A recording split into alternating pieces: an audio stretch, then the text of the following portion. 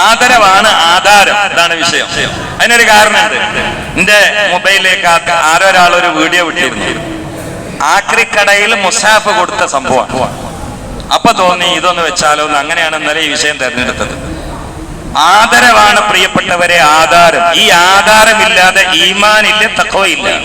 ഒരു സംശയക്കാര്യത്തിൽ വേണ്ട. അബ്ദുൽ മലിക് ബിൻ മർവാൻ വലിയ ചക്രവർത്തിയായിരുന്നു. അവരൊരിക്കൽ വീട്ടിലെ അലമാര തുറന്ന സമയത്ത് അതിലൊരു കത്ത് കണ്ടു. അവർക്ക് ഏതോ ഒരു രാജ്യപ്രഭു എഴുതിയിട്ടുള്ള വലിയ ഒരു ആൾ എഴുതിയിട്ടുള്ള കത്താണ്. പക്ഷെ ഈ കത്ത് അടിമ വെച്ചത് മുസാഫിന്റെ മേലെ. മുസാഫിന്റെ മേലെ കത്ത് കണ്ടപ്പോഴേക്ക് ഹാലടങ്ങി ദേഷ്യം പിടിച്ചു. അതിശക്തമായി ശകാരിക്കുകയും അള്ളാന്റെ കലാമാണ് മുസാഫ് എന്ന് അറിയില്ലടാ, ഇനി മേലാൽ ഇത് ആവർത്തിച്ചാൽ കൊട്ടാരത്തിലെ ഈ നാട്ടിൽ എന്നെ കാണൂല എന്ന് പറഞ്ഞ് അതിശക്തമായി നേരിട്ടു. ഈ മനുഷ്യൻ മരിച്ചപ്പോൾ പ്രഗത്ഭരായ പല പണ്ഡിതന്മാരും കിനാവുണ്ടോ. ഒരേ അള്ളാന് പഠിക്കുന്ന പണ്ഡിതന്റെ കിനാവിന് ഒരു അസുഖമൊക്കെ ഉണ്ടാവും. പ്രധാന പണ്ഡിതന്മാർ കിനാവുണ്ടോ. അപ്പൊ ചോദിച്ചു, അബ്ദുൽ മലിക് ഇബ്നു മർവാൻ, നിങ്ങളെ മരണാനന്തരം നിങ്ങളുടെ അവസ്ഥ എന്താണ്? അള്ളാഹു എങ്ങനെ ഞങ്ങളെ സ്വീകരിച്ചത്? അപ്പോൾ പറഞ്ഞു, എന്റെ എല്ലാ ദോഷങ്ങളും പുറത്തുന്നു. എനിക്ക് സ്വർഗത്തിൽ കൊട്ടാരവും പട്ടണവും നൽകിയിരിക്കുകയാണ്. എന്റെ തലയിൽ പടച്ചവൻ കിരീടം വെച്ച് തന്നിരിക്കുകയാണ്. കിനാവ് കണ്ട മഹാൻ ചോദിച്ചു, ഇത്ര സമുന്നതമായ സ്ഥാനത്ത് സ്വർഗീയ സൗഭാഗ്യം കൊണ്ട് പടച്ചവൻ അനുഗ്രഹിക്കാൻ കാരണം എന്താണ്? നിങ്ങളുടെ ജീവിതത്തിൽ നിങ്ങൾ ചെയ്ത ഏത് അമലാണ്? അബ്ദുൽ മലിക് ബിൻ മർവാന്റെ പ്രതികരണോ, ഒരിക്കൽ അലമാര തുറന്ന സമയത്ത് മുസ്ഹഫിന്റെ മേലെ കത്ത് കണ്ടപ്പോ ആ കത്തെടുത്ത് ചീന്തി വലിച്ചെറിഞ്ഞതാണ് കാരണം. അള്ളാന്റെ കലാം ഉൾക്കൊണ്ട മുസ്ഹഫിനെ ബഹുമാനിച്ചതോ. ആക്രിക്കടക്കാരന് വീട്ടിലുള്ള മുസാഫ് തൂക്കി വിറ്റ കുട്ടികളുണ്ടല്ലോ, അവര് ഏതാളുകളാണെങ്കിലും ആ മുസാഫ് അവർക്കെതിരെ നാളെ പടച്ചോന്റെ കോടതിയിൽ സാക്ഷിക്കും. ഒരു സംശയവും വേണ്ട. അള്ളാഹു കാത്തിരക്ഷിക്കട്ടെ.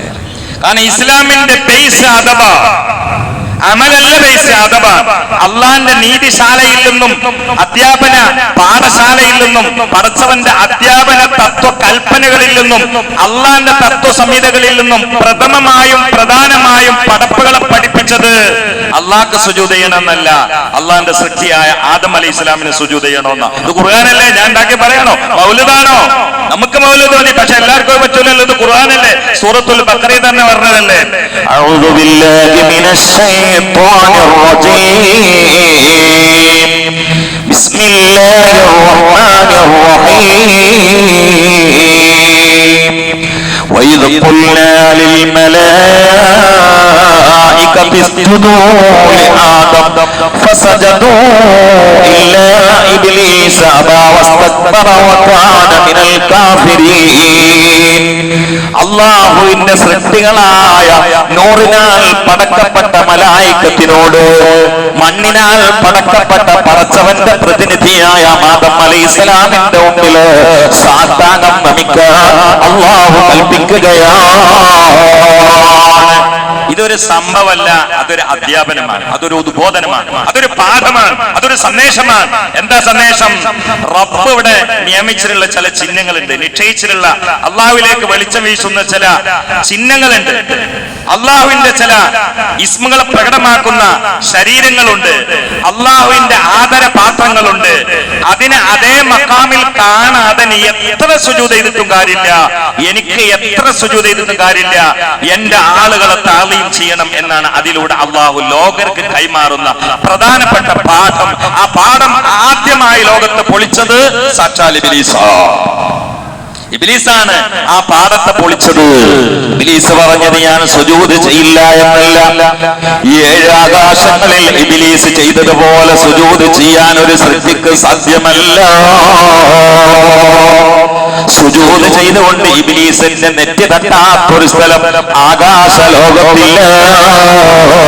ഈ 80,000 കൊല്ലം മലക്കുകൾക്ക് ദർസ് നടത്തിയിരുന്ന ഒരാകാശത്ത് അലിമ എന്ന്, മറ്റൊരാകാശത്തിൽ വലിയ എന്ന്, വേറൊരാകാശത്തിൽ വേറൊരാകാശത്തിൽ ജിബ്രീൽ അലൈഹിസ്സലാം അടക്കമുള്ള മലക്കുകൾ കണ്ടാലുടനെ കൈപിടിച്ച് മുത്തിയിരുന്ന ഇബ്ലീസ് അല്ലാഹുവിന്റെ റഹ്മത്തിൽ നിന്നും സ്വർഗത്തിൽ നിന്നും ദൂരെയാക്കപ്പെട്ടത് പടച്ചവന് സുജൂദ് തിരസ്കരിച്ചത് കൊണ്ടല്ല, അറിവിന്റെ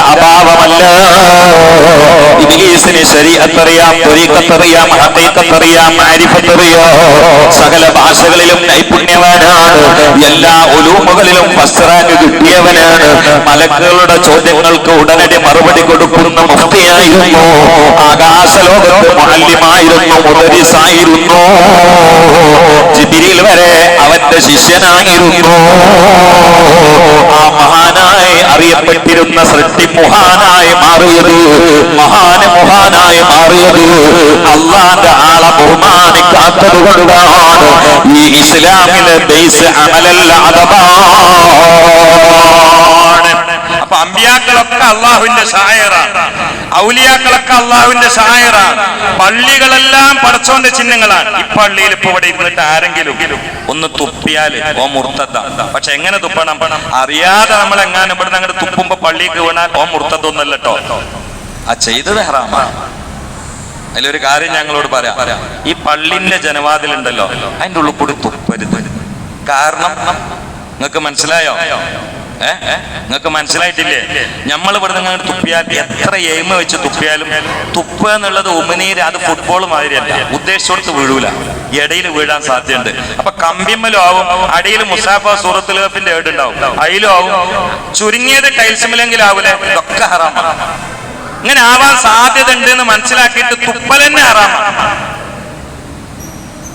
അതുകൊണ്ട് തുപ്പാൻ വന്നാൽ അതിനുള്ള സ്ഥലത്തേക്ക് പോവാ, അല്ലെങ്കിൽ വാതിൽ ഓർത്തിട്ടുണ്ടാവുമല്ലോ, അവിടുന്ന് അങ്ങോട്ട് തുപ്പുക. ഈ ജനവനുള്ള കൂടി തുപ്പുമ്പോ എങ്ങനെയാലും കമ്പ്യമാവുന്നത് പള്ളിന്റെ സാധനല്ലേ, അതിന് തുപ്പാൻ പാടുണ്ടോ? ഇതൊക്കെ കേട്ടിട്ട് ഇൻസൾട്ട് ആക്കിയിട്ട് തുപ്പിയാൽ ഇസ്ലാമിന്റെ ഗ്രൗണ്ട് തന്നെ പുറത്തു. ഇന്ന് ആരെങ്കിലും ഇവിടുന്ന് എണീറ്റ് പോയിട്ട് പള്ളിന്റെ ഉള്ളിൽ നിന്ന് കമ്പിന്റെ അടിയിൽ കൂടെ ജലന്റെ അപ്പുറത്തേക്ക് തുപ്പിയാൽ ഓ ഇസ്ലാമെന്ന് പുറത്തു വന്ന് ജലീർ റഹ്മാൻ പറഞ്ഞു തന്നാൽ അള്ള നേരിയാൻ പൊരുത്തപ്പെടില്ല. ഞാൻ അങ്ങനെ പറഞ്ഞിട്ടില്ല. ഞാൻ അങ്ങനെ പറഞ്ഞോ? ഇല്ല. എന്റെ വിശദീകരണം കൂടി ഉൾക്കൊള്ളും. പള്ളിയിൽ തുപ്പലാകും എന്ന് അറിഞ്ഞിട്ടും ഇൻസൾട്ട് ആക്കിയിട്ട് തുപ്പിയിട്ട് ആയാൽ ഇസ്ലാം എന്ന് പുറത്തു വന്നു. കാരണം ഇത് പള്ളിയാണ്, ഇൻസൾട്ട് ആക്കാൻ പാടില്ല. മുസാഫ് ചില ആളുകളുണ്ട് ഓതുമ്പോ ഒരു നാവ് നൊട്ടൽ ഉണ്ടി പൈസ എണ്ണണോ മതി, അത് ആ പൈസ എണ്ണുമ്പോ മതി. അങ്ങനെ ഉണ്ടല്ലോ, അട്ടി എണ്ണുമ്പോ. ഇതെന്താ ഇത് സാധനം? എന്താ ഉമനീരല്ലേ? അത് മുസാഫുമാക്കാൻ പാടുണ്ടോ? ഇത് ഇങ്ങനെ കാണാം സൂറത്തുൽ ബഖറ. ഇതെന്താ ഉണ്ടി പൈസ? കുറച്ച് അമല് ചെയ്താൽ പോരല്ലോ, അദബ് വേണ്ടേ? അമലുകൊണ്ട് മാത്രം എന്താ കാര്യമുള്ളത്? അദബ് വേണ്ടേ? ഇബ്ലീസ് അമൽ ചെയ്യാത്ത ആളാണോ? അദബില്ലാത്തല്ലേ ഇബ്ലീസാത്. നമ്മളും അവന്റെ മൗമികളാണ് നിൽക്കണോ? ചില ആളുകൾ പള്ളിക്ക് വരുമ്പോ ഒരു അഡ്രസ്സും ഇല്ല, ഇരുന്ന് അങ്ങനെ സ്വർക്ക. ഖിയാമത്ത് വലിയ അടയാളങ്ങളിൽ ഒന്നെന്താ നിങ്ങള്? തർഫഉൽ അസ്വാതു ഫിൽ മസാജിദ് തർഫഉ അസ്വാതുൽ ഫസഖത്തി ഫിൽ മസാജിദ് നബിയുനാ റസൂലുള്ളാഹി. ഞാൻ ചില ഹദീസ് ആയത്തുകളൊക്കെ എന്റെ കടമ പൂർത്തിയാക്കാൻ പറയും. പറ്റിയില്ലെങ്കിൽ യൂസ്ഫ് അവിടെ ഉണ്ട്, സെയ്ദുലേജ് അവിടെ ഉണ്ട്, ഖജാൻജി അവിടെ ഉണ്ട്. അവരോട് പറഞ്ഞാല് മഗ്‌രിബിന്റെ ശേഷം പോയിക്കോട്ടെ എന്ന് പറഞ്ഞാല് എനിക്കൊരു പ്രശ്നമില്ല. അടുത്ത ദാവത്തിന്റെ കേന്ദ്രം നോക്കിയിട്ട് ഞാൻ യാത്ര. എനിക്ക് ദാവത്ത് നടത്തണം എന്നുള്ളൂ, സോപ്പടിക്കാൻ എന്നെ കൊണ്ട് പറ്റില്ല. പറയേണ്ടപ്പോ പറയേണ്ട പോലെ പറയണം, അതാണതായി. ഇത് ചിലതൊക്കെ ഞാൻ കണ്ടത് കൊണ്ടാണ് പറയുന്നത്, തിരുത്തലിന്റെ കടമയാണ്. അതുകൊണ്ടാണ് ഇതൊക്കെ തെറ്റാണ്. അത് ഏത് കുടുംബക്കാരൻ ചെയ്താലും തെറ്റാണ്. അത് ഞങ്ങൾ ഏത് കുടുംബാന്ന് ഉസ്താദിനെ അറിയില്ലെന്ന് കൊണ്ട് പറഞ്ഞ ഏത് കുടുംബക്കാരൻ ചെയ്താലും തെറ്റാണ്. പള്ളിയിൽ വരിക, ശബ്ദം ഉണ്ടാക്കി അങ്ങനെ ദുന്യാവിന്റെ സംസാരം, ഇൽമാണെങ്കിൽ തർക്കമില്ല. ഞാൻ ഇവിടെ മിഹ്റാബിന്റെ ഉള്ളിൽ നിന്ന് സുബീന്റെ ശേഷം സംസാരിക്കലുണ്ട്, ഔദ്യോഗിക ക്ലാസ് കഴിഞ്ഞാൽ പിന്നെ ഇരിക്കലുണ്ട്. അതൊക്കെ ഇൽമിയായ ചർച്ച. ഇൽമ പറഞ്ഞുകൊണ്ട് ശബ്ദം ഉയർത്താൻ പാടില്ലെങ്കിൽ ഈ മൈക്കെടുത്ത് വലിച്ചെറിയണ്ട. ഞാൻ ശബ്ദം ഉയർത്തുന്നില്ല. അപ്പോ അള്ളാന്റെ ദീന് പറയാ, ദുന്യാവിന്റെ ശബ്ദ കോലാഹലം ഉണ്ടാക്കാൻ പറ്റുന്ന സ്ഥലമല്ല പള്ളി. അവിടെ ഞാനും ഇടപെടും. ചിലപ്പോ എനിക്ക് ഇടപെട്ട് വരും. ഞാൻ നാളെ ഇടപെട്ടു. എന്താണ് ഏതാന്ന് എനിക്കറിയില്ല, ദുന്യാവിന്റെ വിഷയമാണെന്ന് മനസ്സിലായി. പക്ഷെ പരിധി വിട്ടിട്ട് വച്ചായി ഇനി അവിടെ പൊട്ടാൻ പോണ അടിയെന്ന് എനിക്ക് മനസ്സിലായി. അപ്പൊ ഞാൻ എന്റെ സ്വഭാവം എടുത്തു, എടുക്കേണ്ടി വരും ചിലപ്പോ. ഇപ്പൊ ഇന്ന് വരുമ്പോ ആളും കിടക്കാന്നൊന്നും എടുത്തു, മേലിനൊന്നും എടുത്തു, 2-3 എടുത്തിട്ട് അപ്പൊ കുത്തുബക്ക് വന്നിട്ട് 4ാമത്തെ എടുത്ത് അനൗദ്യോഗികമായിട്ട് 2-3 ഒച്ച മേലുണ്ടാക്കിയിട്ട് അങ്ങോട്ട് കയറുന്നത്. അത് ഞാൻ വന്ന ഉടനെ മേൽക്കാണ് നോക്കിയാൽ പന്ത് കളിക്കണില്ല എന്നുള്ളൂ, ബാക്കിയൊക്കെ ഉണ്ട്. ഇപ്പൊ കുഴപ്പമൊന്നുമില്ല, എന്നാലും ഇത്തിരി കുഴപ്പം ഇടക്കുണ്ടാലുണ്ട്. അവരെ ഞാൻ നേരിടലുണ്ട്. ചിലരാണ്ട് വരിക, ചുമരുമക്കാണ്ട് ചാരുക, കാലം കണ്ട് നിൽക്കുക, എന്നിട്ട് തൊള്ളം കണ്ട് തുറക്കുക, എന്നിട്ട് അങ്ങനെ പറഞ്ഞിരിക്കുക അള്ളാന്റെ പള്ളിന്ന്. ഇതിനപ്പൊ ചുമഴക്കയറുന്നത്? നാണുണ്ടോ ചെറുപ്പക്കാരെ? നാണുണ്ടോ? അള്ളാഹു കാത്തിരക്ഷിക്കട്ടെ. ഇതെന്താ ഫുട്ബോൾ ഗ്രൗണ്ടാ? ഇതെന്താ സൽക്കാര മണ്ഡപ? ഇതെന്താ കല്യാണ മണ്ഡപ? ഞങ്ങളൊക്കെ പള്ളിയിൽ വരുന്ന കാലത്ത് ഇരിക്കണതിന് ഒരു അതവുണ്ടായിരുന്നു. പകുതിയിലെ കുട്ടികൾക്ക് ഇരുന്ന് മൊബൈൽ അങ്ങോട്ട് തുറക്കുക, എന്നിട്ട് സറസറാ പറയാം അല്ലാഹു കാത്തിരക്ഷിക്കട്ടെ. ഇങ്ങനെ ഒരു കാലം വരുമേ, പള്ളിയിൽ വെച്ചുകൊണ്ട് തമ്മാടികളുടെ ശബ്ദങ്ങള് ശക്തമായി മുഖരിതമാകുന്ന കാലം വരുമേ. അത് ഖിയാമത്തിന്റെ അടയാളമാണ്. നബിയുനാ റസൂലുള്ളാഹി. അദബ് അതിപ്രധാനമാണ്. അതില്ലാതെ അമല് കൊണ്ട് ഒരു നേട്ടവും ഇല്ല. അള്ളാഹു കാത്തിരക്ഷിക്കട്ടെ. ബിശ്ർ എന്ന് പറയുന്ന ഒരു വലിയ മഹാണ്ടായിരുന്നു. ബിശ്റുൽ ഹാഫി കള്ളനായിരുന്നു, കൊള്ളക്കാരനായിരുന്നു, തമ്മാടിയായിരുന്നു. ചെറുപ്പകാലത്ത് ഒരിക്കൽ അടിപിടിയൊക്കെ കൂടി റൗഡി സംഘത്തിന്റെ തലവനായ ബിശ്ർ ഇങ്ങനെ വരുന്ന സമയത്താണ് വഴിയോരത്ത് ഒരു ചെറിയ പേപ്പർ കണ്ടത്. ആ പേപ്പർ എടുത്തു നോക്കിയപ്പോൾ അതിലൊരു എഴുത്തുണ്ട്. എന്താ എഴുത്തെന്നറിയോ? അല്ലാ. അപ്പൊ അള്ളാന്റെ ഇസ്മ എഴുതിയ പേപ്പറാ. ബിശ്ർ ആര്? റൗഡിയാണ്, തമ്മാടിയാണ്, കൊള്ള സംഘത്തിൽപ്പെട്ട ആളാണ്, പെണ്ണുങ്ങളെ പ്രേമിക്കുന്ന ആളുമാണ് ബിശ്ർ. ഇതൊക്കെ കഴിഞ്ഞിട്ട് വരുമ്പോഴാണ് ഈ പേപ്പർ എടുത്തത്. അതിൽ നോക്കുമ്പോ അള്ളാഹ് എന്നുള്ള ഇസ്മ. എന്ത് തമ്മാടിയാണെങ്കിലും ബിശ്റിന് ഒരു കാര്യം മനസ്സിലായി, ഈ പേപ്പർ കിടക്കേണ്ടത് ഇവിടെ അല്ല. ഞാൻ വളരെ മോശമാണ്, പക്ഷെ അള്ളാഹ് ഉഷാറാണല്ലോ. ഞാൻ വളരെ മോശമാണ്, റബ്ബ് വല്യോനല്ലേ, അവന്റെ പേരുള്ള പേപ്പർ ഈ ചളി കിടക്കാൻ പാടില്ല. അത് മെല്ലെ എടുത്ത് കഴുകാൻ പറ്റുന്ന രൂപത്തിൽ കഴുകി പോക്കറ്റിൽ ഉണ്ടായിരുന്ന പൈസ കൊണ്ട് നല്ലൊരു അത്തറിന്റെ കുപ്പി വാങ്ങി അതിമ പോറ്റി അള്ളാഹ് ഇസ്മൽ സ്ഥലത്തുനിന്ന് മുറ്റി വരിയില് ഫ്രെയിം ചെയ്തുകൊണ്ട് അതിന്റെ അടി കിടന്നു. ഉറങ്ങിയപ്പോ ഒരു വിളിയാളം, യാ ബിശ്ർ ഇന്നി ഉരീദു അൻ ഉക്രിമക കമാ അക്രംത ഇസ്മി. നീ എന്റെ പേര് ബഹുമാനിച്ചതുപോലെ നിന്റെ വ്യക്തിത്വത്തെ ബഹുമാനിക്കാൻ ഞാൻ തീരുമാനിച്ചു ബിശ്റേ. നടന്നു വരുന്ന സമയത്ത് കള്ളനായ, കൊലയാളിയായ, തമ്മാടിയായ എല്ലാ തമ്മാടിത്തരത്തിന്റെ പൂരപ്പറമ്പിലും റൗഡികളുടെ ക്യാപ്റ്റനായി ഉറഞ്ഞു തുള്ളിയിരുന്ന ബിശ്ർ അതാ റബ്ബിന്റെ ഇസ്മിനെ ബഹുമാനിച്ച കാരണത്താൽ ഇന്ന് പേര് കേട്ടാൽ ചരിത്ര വിദ്യാർത്ഥി ഉച്ചൈസ്തരം പറയുന്നതാണ് റളിയല്ലാഹു തആല അല്ലാഹുവിന്റെ ഔലിയാക്കളിൽ മഹാനാണ്.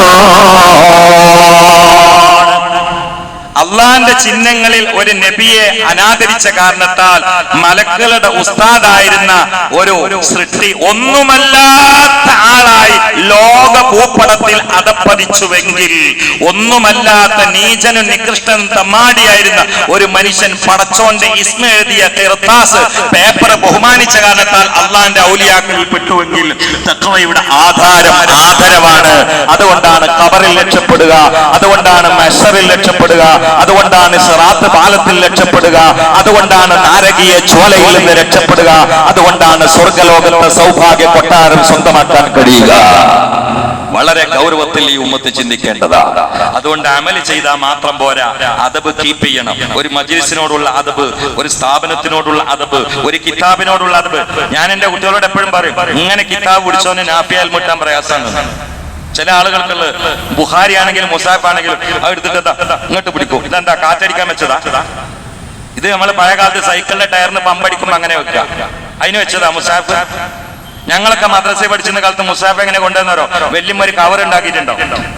മുസാഫ് പിടിക്കൂല, ആ കവറിന്റെ ഉള്ളിൽ മുസാഫ് വെക്കും, ആ കവർ പൊതിയും, എന്നിട്ട് വല്യമ്മ പറഞ്ഞുതരും ഇങ്ങനെ വെക്കണട്ട കുട്ടിയെ എന്ന് പറയും. എന്താ അങ്ങനെ വെച്ച് നടന്നിരുന്ന എല്ലാ മനുഷ്യന്മാരും ഈമാനോടെ മരിച്ചത്. അങ്ങനെ വെച്ച് നടന്നിരുന്ന എല്ലാ ആളുകളും പള്ളി ദർസിൽ ഓതി പഠിച്ചതൊന്നുമില്ല. അവരെ അശറത്ത് കുത്തു പിന്നെ തലപ്പ് കണ്ടിട്ടുള്ളൂ, പക്ഷെ അവര് ചിരിച്ചിട്ടാ മരിച്ചത്. താളിമാണ് അതിന് കാരണം. ഇന്ന് സൂറത്തുൽ കഹ്ഫിന്റെ ഏട് കാർപ്പറ്റിലാണ്ട് വെക്കുക, എന്നിട്ട് അതിന്റെ മേലെ മൊബൈല്, അതിന്റെ മേലെ ബുള്ളറ്റിന്റെ ചാവി, എന്നിട്ട് കാലിങ്ങനെ വെച്ചിട്ട് ചിലപ്പം പാന്റിന്റെ ഷിപ്പ് ഇട്ടിട്ടുണ്ടാവില്ല, എന്നിട്ട് കാലിങ്ങനെ വെച്ചിട്ട് ഇങ്ങനെ ഓതുക. എവിടുക്കാതെ ഇനി ഫാനിന്റെ ഷിപ്പ് ഇട്ടെങ്കിലും ബാക്കിൽ ഒന്നായിട്ട് തുറന്നിട്ടുണ്ടാവും. ഒന്നുകിലും മുന്നിൽ അല്ലെങ്കിൽ ബാക്കിൽ, രണ്ടാലും തുറന്നിട്ടുണ്ടാവും. എന്നിട്ട് സൂറത്തുൽ കഹ്ഫൊക്കെ മോന്തൊത്തിയിട്ട് ഇങ്ങനെ ഓതുക. ആർക്കാടോ ഈ ഖിറാഅത്ത് വേണ്ടത്? എവിടുക്കാണ് ഈ തിലാവത്ത് പോണത്? അണ്ട് അള്ളാഹു തആല ഈ തരം വൃത്തികെട്ട കാട്ടിക്കൂട്ടലിൽ നിന്ന് അള്ളാഹു രക്ഷപ്പെടുത്തട്ടെ. ചെയ്യുന്നത് തട്ടിമുട്ടാതെ ആഖിറത്തിലെത്തണോ, ചെയ്യേണ്ടതുപോലെ ചെയ്യണം. ഒരുപാട് ചെയ്യേണ്ട, കുറച്ച് ചെയ്താൽ മതി. അതാ മട്ടത്തിൽ ചെയ്യുക, അത് അതോടുകൂടിയാക്കുക, ഞാൻ രക്ഷപ്പെടും. അള്ളാഹു കാത്തിരക്ഷിക്കട്ടെ. അതുകൊണ്ട് ഈ സംസാരം എല്ലാ വെള്ളിയാഴ്ച ഓരോ പ്രത്യേക വിഷയം വെച്ചുകൊണ്ട് സംസാരിക്കുന്നത് വേറെ വിഷയം പറയാനില്ലാത്തതുകൊണ്ടും നല്ല ചരിത്രങ്ങൾ വിളമ്പാനില്ലാത്തതുകൊണ്ടൊന്നുമല്ല.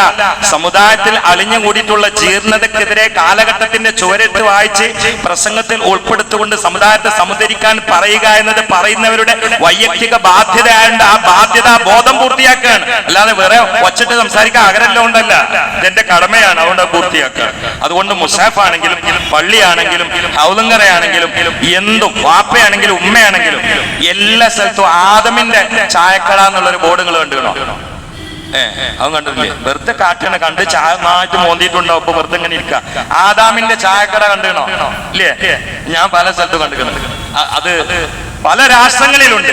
ഖത്തർ പോയപ്പോ അവിടെ ഉണ്ട് ആദാമിന്റെ ചായക്കട, കുവൈത്ത് പോയപ്പോ അവിടെ ഉണ്ട് ആദാമിന്റെ ചായക്കട, സൗദി പോയപ്പോ അവിടെ ഉണ്ട് ആദാമിന്റെ ചായക്കട, UAE പോയപ്പോ അവിടെ ഉണ്ട് ആദാമിന്റെ ചായക്കട.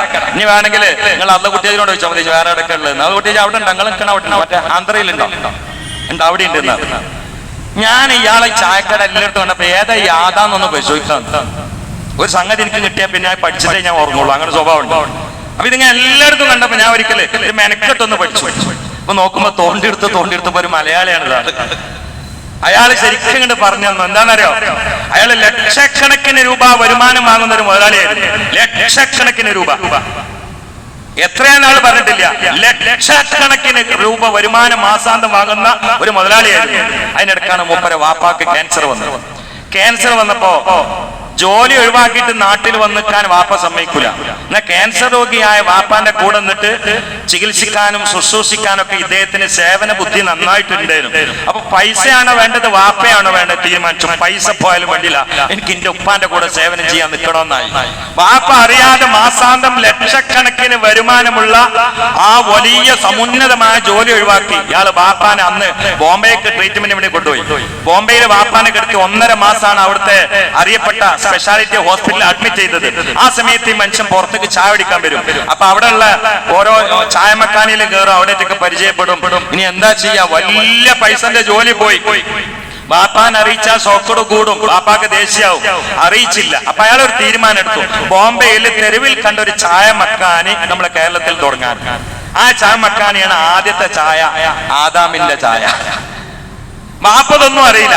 വാപ്പ ക്യാൻസർ രോഗിയായി ചക്രാത്തിന്റെ ഹാലിൽ ഇങ്ങനെ പെടഞ്ഞു കിടക്കുമ്പോ ആരോ പറഞ്ഞു, മോൻ നിങ്ങളെ നോക്കാനായിട്ട് ലക്ഷക്കണക്കിന് വരുമാനം ഒഴിവാക്കിയിട്ട് നാട്ടിൽ വന്നിക്കണം. അതോ ഇപ്പൊ തിരിച്ചു പോകാത്തപ്പോ ആ ബാപ്പാന്റെ കണ്ണെന്ന് വെള്ളാണ്ട് ഒഴുകി. ബാപ്പ മോനെ കണ്ട് വിളിച്ചിട്ട് ഉമ്മച്ചിട്ട് തൽമ കഴിച്ചിട്ട് പറഞ്ഞു, പൊന്നു മോനെ, പാന്റെ കുട്ടി തൊട്ടതൊക്കെ പൊന്നാവെന്ന് പറഞ്ഞു. പാന്റെ കുട്ടി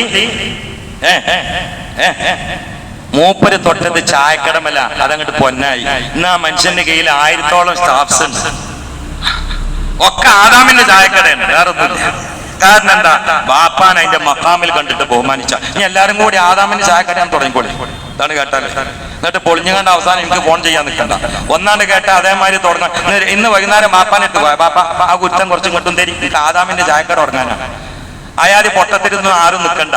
ഞാൻ പറഞ്ഞതിന്റെ ആകെ ചുരുക്കം, ഓരോന്നും കാണേണ്ട രൂപത്തിൽ കാണുക, ബഹുമാനിക്കേണ്ട രൂപത്തിൽ ബഹുമാനിക്കുക. എന്നാ ദുന്യാവും പ്രതാപശാലിയാവും ആഹ്റത്തിൽ രക്ഷപ്പെടും ചെയ്യും. കണ്ടോ? അപ്പൊ അവിടെ ഒരു സയ്യിദ് ഇരിക്കുന്നുണ്ട്. ആ സയ്യിദിനെ ആരെങ്കിലും അർഹമായ പരിഗണന എടുത്തിട്ട് ബഹുമാനിക്കാറുണ്ടോ? ഇല്ല. എന്തുകൊണ്ട്? നമ്മൾ ഈ ബഹുമാനിക്കുന്ന പലതും ഇപ്പൊ സയ്യിദന്മാരെ ബഹുമാനിക്കല്ല, കാട്ടിക്കൂട്ടലാണ്. സയ്യിദിനെ ബഹുമാനിക്കുകയാണെങ്കിൽ അഹ്ലുബൈത്തിൽപ്പെട്ട കണ്ണി എന്നൊക്കെ എല്ലാവരും ബഹുമാനിക്കണം. ചില ആളുകളുടെ ചില വേറിട്ട സ്വഭാവം കൊണ്ട് അവരിലേക്ക് പ്രത്യേക ആകർഷണം ഉണ്ടാവും. അതിനൊന്നും നമ്മളെതിരല്ല. പക്ഷെ അഹ്ലുബൈത്തിൽ ഒരു കണ്ണിനെ ബഹുമാനിക്കുകയാണെങ്കിൽ റസൂലുള്ളാഹിനെ വേറെ കുട്ടി എന്നൊക്കെ ബഹുമാനിക്കണം. ഞാൻ ഒരിക്കൽ എനിക്ക് സയ്യിദ്മാരോട് വലിയ ബഹുമാനം, വലിയ സ്നേഹമാണ്. അപ്പൊ ഒരു സയ്യിദിനോട് നാട്ടിൽ നിന്ന് ഞാൻ പറഞ്ഞു, നിങ്ങൾ ഇങ്ങോട്ട് കയറിയിരിക്കും. അപ്പൊ എന്നോട് പറഞ്ഞു, സാറേ ഞാൻ കയറിയെന്ന വലിയ ബുദ്ധിമുട്ടാണ്. ഞാൻ നിങ്ങൾ തങ്ങളല്ലേ? തങ്ങൾ തന്നെയാണ്, പക്ഷെ ഞാൻ നാട്ടുകാരനല്ലേ എന്ന്. അപ്പൊ അതാണ്, നാട്ടുകാരൻ തങ്ങളായാൽ അവഗണനയാണെങ്കിൽ പിന്നെ എന്ത് തങ്ങളാത്? എന്ത് ബഹുമാനം നമ്മൾ കൊടുക്കുന്നത്? സയ്യിദ് സയ്യിദാണ്, അവർ റസൂലുള്ളാഹിന്റെ പേരക്കുട്ടിയാണ്, അന്നൽക്ക് ബഹുമാനിക്കുക. നിങ്ങൾ ആലിമിനെ സ്നേഹിക്കുകയാണെങ്കിൽ അള്ളാഹിന്റെ റസൂലിന്റെ അനന്തര സ്വത്ത് ഏറ്റെടുത്ത് കൈകാര്യം ചെയ്യുന്ന ആള് എന്നൽക്ക് സ്നേഹിക്കുക. പാപ്പാനെ ആ മക്കാമ് കാണാം. ദീനിന്റെ പ്രബോധകന്മാർ, പ്രവർത്തകന്മാർ, ഭാരവാഹികൾ, അതിന് ഒത്താശ നൽകുന്നവർ അവരാ നിൽക്കാണ്. മുസ്ലിമീങ്ങൾ എല്ലാവരും പരസ്പരം തആബനു അലൽ ബിർരി വത്തഖ്വ അങ്ങനെ കാണാം. ഒരു മുസ്ലിമിനെയും അൽ മുസ്ലിമു മൻ സലിമൽ മുസ്ലിമൂന മിൻ ലിസാനിഹി വയദിഹി, നമ്മളായി നമ്മുടെ ഭാഷ കൊണ്ട്, നാവ് കൊണ്ട്, സ്വാധീനം കൊണ്ട്, ശേഷി കൊണ്ട്, ഭാഷ കൊണ്ട്, ശേമുഷി കൊണ്ട് ഒരു വിശ്വാസിയെയും പ്രയാസപ്പെടുത്താതിരിക്കുക. ഇതൊക്കെയാണ് ബഹുമാനത്തിന്റെ നാനാഭാഗങ്ങൾ. അതെല്ലാം ജീവിതത്തിൽ പുലർത്താൻ ഭാഗ്യം കിട്ടിയാൽ അവൻ ദുനിയാവിലും രക്ഷയാണ്, പരലോകത്തും സൗഭാഗ്യവാനാണ്. ആ കൂട്ടത്തിൽ അള്ളാഹു ഉൾപ്പെടുത്തട്ടെ എന്ന് മാത്രം ദുആ ചെയ്യുകയാണ്. അപ്പോ രണ്ട് കാര്യമാണ് ലാസ്റ്റ് എനിക്ക് ഓർമ്മപ്പെടുത്താനുള്ളത്. ഒന്ന്, ഒരാളെയും ഗീബത്ത് പറയാത്ത, ഗീബത്ത് പറയണമെങ്കിൽ ആദ്യം അതിന്റെ മേറ്റർ ഒന്ന് അറിയണ്ടേ, അതറിയാത്ത, ഒടിഞ്ഞു മുറിഞ്ഞ് തൂങ്ങി തൊള്ളി തുറന്ന് ചിരിച്ചു നടക്കുന്ന ഒരു മൂല്യര് ഇടക്കിടക്ക് ഇവിടെ എന്നെ കാണാൻ വരവുണ്ട്. എന്നെക്കാളും ഒരു 10, 20, 15 വയസ്സ് ആൾക്ക് കൂടുതലുണ്ടാവും. അതും പറയാൻ ആൾക്കറിയില്ല. ഞാൻ അവിടെ കണ്ടുമുട്ടിയ ഉടനെ മൂപ്പറേനെ വെച്ച് എത്രയാണ് വയസ്സ് എന്ന് വെച്ച്. അപ്പൊ അന്ന് എന്നോട് പറഞ്ഞ 48 വയസ്സാണ്. ഒരു 10 കൊല്ലം കഴിഞ്ഞപ്പോ ഞാൻ ചോദിച്ചു എത്ര വയസ്സെന്ന്. അപ്പൊ അന്നും പറഞ്ഞ 48 വയസ്സാണ്. നോക്കാണ്, അങ്ങനത്തെ ഒരു പടപ്പാണ്. അതിന്റെ 2 പെൺകുട്ടികളെ നേരത്തെ കെട്ടിച്ചു. അതൊക്കെ അൽഹംദുലില്ലാഹ് ഞാൻ ഇടപെട്ടുകൊണ്ടാണ്. ഒരുപാട് മുഅ്മിനീങ്ങൾ, ഞാൻ ജോലി ചെയ്തിരുന്ന, ഖിദ്മത്ത് ചെയ്തിരുന്ന അവിടുത്തെ കുട്ടികൾ ഇവിടെ എപ്പോഴും ഉണ്ട്. എന്തെങ്കിലും കൊണ്ടുവരാൻ വേണ്ടി വന്നായിരിക്കും എനിക്കറിയാം. ഈ സംഭാവനയ്ക്ക് ഉറപ്പാണ്. അവരുടെ കയ്യിൽ നല്ലൊരു പൈസ ഉണ്ടാവും എനിക്കറിയാം. അല്ലെങ്കിൽ ഇപ്പൊ ഇന്ന് പെട്ടെന്ന് വരേണ്ട ആവശ്യമില്ല. അവരൊക്കെ ഇന്നലെ രാത്രി എന്റെ വാതിലിന്റെ ക്ലാസ്സിലുണ്ടായിരുന്നു. പിന്നെ ഒന്നും ജുമാക്ക് വരേണ്ട ആവശ്യമില്ല. അപ്പൊ എങ്ങനായാലും ഉറപ്പാണ് ഒരു 50,000 പോലെ കയ്യിലുണ്ടാവും. പേടിച്ചാ നിങ്ങൾ 500 തന്നാ മതിന്ന്. നിങ്ങൾ അത്രയും തരണ്ട. അവരെ കയ്യിൽ അതിന്റെ താഴുണ്ടാവില്ല, അതിന്റെ മേലെ ഉണ്ടാവുള്ളൂ. കാരണം അവരെ എനിക്കറിയാം. അതുകൊണ്ടാണ്. അപ്പൊ അവരെ ഏത് ഏൽപ്പിക്കാൻ വന്ന ആ കൂട്ടത്തിൽ ഞാനും എന്തെങ്കിലുമൊക്കെ നടക്കും. അപ്പൊ നിങ്ങൾക്ക് കൂട്ടാൻ പൂതി ഉണ്ടോ? ഉണ്ടെങ്കിൽ മതി, ഇല്ലെങ്കിൽ വേണ്ട. ഉണ്ടെങ്കിൽ എല്ലാരും ഒന്ന് എണീറ്റിട്ട് എന്റെ കയ്യിൽ തന്നെ തന്നാല് അതല്ല നല്ലത്. ഇൻഷാ അല്ലാഹ് എല്ലാരും ഒന്ന്. പിന്നെ ഒരു കാര്യം, ഇത് കഴിഞ്ഞിട്ട് അസർക്കായ്ക്ക് കൂട്ടിക്കാളി നിന്നിട്ട് ആരും കൊടുന്നേരരുത്. ഞാൻ വാങ്ങൂല. ഈ വാങ്ങിയത് മാത്രമേ വാങ്ങുള്ളൂ. അവരെ കയ്യിലാണ്ട് കൊടുക്കും. പിന്നെ ഇതിമൊക്കെ ഞാൻ നിൽക്കൂല. ഇൻഷാ അല്ലാഹ് എല്ലാരും ഒന്ന് പറ്റുന്നത് തന്നാണ്ട് പോയിക്കോളി. നാളെ മറ്റന്നാളും തരാൻ നിൽക്കണ്ട. കാരണം എനിക്ക് വേറെ ജോലികളുള്ളതാണ്. ഇതേറ്റ് നടക്കാൻ പറ്റൂല. ബിസ്മില്ലാ. സ്വല്ലല്ലാഹു അലാ മുഹമ്മദ് സ്വല്ലല്ലാഹു അലൈഹി വസല്ലം. സ്വല്ലല്ലാഹു അലാ മുഹമ്മദ് സ്വല്ലല്ലാഹു അലൈഹി വസല്ലം. സ്വല്ലല്ലാഹു അലാ മുഹമ്മദ് സ്വല്ലല്ലാഹു അലൈഹി വസല്ലം. സ്വല്ലല്ലാഹു അലാ മുഹമ്മദ് സ്വല്ലല്ലാഹു അലൈഹി വസല്ലം. സ്വല്ലല്ലാഹു അലാ മുഹമ്മദ് സ്വല്ലല്ലാഹു അലൈഹി വസല്ലം. സ്വല്ലല്ലാഹു അലാ മുഹമ്മദ് സ്വല്ലല്ലാഹു അലൈഹി വസല്ലം. സ്വല്ലല്ലാഹു അലാ മുഹമ്മദ് സ്വല്ലല്ലാഹു അലൈഹി വസല്ലം. സ്വല്ലല്ലാഹു അലാ മുഹമ്മദ് സ്വല്ലല്ലാഹു അലൈഹി വസല്ലം. സ്വല്ലല്ലാഹു അലാ മുഹമ്മദ് സ്വല്ലല്ലാഹു അലൈഹി വസല്ലം. സ്വല്ലല്ലാഹു അലാ മുഹമ്മദ് സ്വല്ലല്ലാഹു അലൈഹി വസല്ലം. സ്വല്ലല്ലാഹു അലാ മുഹമ്മദ് സ്വല്ലല്ലാഹു അലൈഹി വസല്ലം. സ്വല്ലല്ലാഹു അലാ മുഹമ്മദ് സ്വല്ലല്ലാഹു അലൈഹി വസല്ലം. സ്വല്ലല്ലാഹു അലാ മുഹമ്മദ് സ്വല്ലല്ലാഹു അലൈഹി വസല്ലം. സ്വല്ലല്ലാഹു അലാ മുഹമ്മദ് സ്വല്ലല്ലാഹു അലൈഹി വസല്ലം. الحمد لله رب العالمين حمدا طيبا مباركا فيه جزيلا جميلا دائما بدوام ملك الله. പർച്ചോനെ നീ കബൂലാക്കണേ അല്ലാ. തന്നവർക്ക് ഹലാലായ സമ്പത്ത് വർദ്ധിപ്പിച്ചു കൊടുക്കണേ അല്ലാ. രോഗങ്ങളും ദുരിതങ്ങളും ഒഴിവാക്കി കൊടുക്കണേ അല്ലാ. ബിസിനസ്സിൽ ബർക്കത്ത് നൽകണേ അല്ലാ. കുടുംബക്കാരും സ്വന്തം ശരീരത്തിന്റെ രോഗങ്ങൾ ശിഫയായി കൊടുക്കണേ അല്ലാ. യാത്രക്കാർക്ക് സുരക്ഷിതത്വം നൽകണേ അല്ലാ. അല്ലാഹു ഞങ്ങളെ ഹയാത്തും മൗത്തും നിന്റെ പൊരുത്തത്തിലാക്കണേ അല്ലാ. ആഫിയത്തുള്ള ദീർഘായുസ് നൽകണേ അല്ലാ. ദീർഘായുസിൽ അന്തസ്സ് നൽകണേ അല്ലാ. എല്ലാ പ്രയാസങ്ങളും കടങ്ങളും വീട്ടിത്തരണേ അല്ലാ. ശത്രുക്കളിൽ നിന്ന് രക്ഷിക്കണേ അല്ലാ. ഞങ്ങളെ മഹലിനെ അഭിവൃദ്ധിയിൽ നിന്ന് അഭിവൃദ്ധിയിലാക്കണേ അല്ലാ. പാവങ്ങളെ സഹായിക്കുന്നവരെ നീ ഏറ്റെടുക്കണേ അല്ലാ. സ്നേഹിക്കുന്നവരെ സ്നേഹിക്കണേ അല്ലാ. ഞങ്ങളെ ചുറ്റുപാട് കിടക്കുന്നവർക്ക് സ്വർഗമാക്കി ഖബർ മാറ്റി കൊടുക്കണേ അല്ലാ. അല്ലാഹുമ്മ ഗ്ഫിർ ലിൽ മുഅ്മിനീന വൽ മുഅ്മിനാത്ത് വൽ മുസ്ലിമീന വൽ മുസ്ലിമാത്ത് അൽ അഹ്യാഇ മിൻഹും വൽ അംവാത്ത് ഇന്നക മുജീബുദ് ദഅവാത്ത് ബിറഹ്മതിക യാ അർഹമർ റഹീമീൻ. വസല്ലല്ലാഹു തആല വസല്ലമ അലാ ഖൈറിൽ ഖൽഖി സയ്യിദനാ മുഹമ്മദിൻ വആലിഹി വസഹബിഹി അജ്മഈൻ.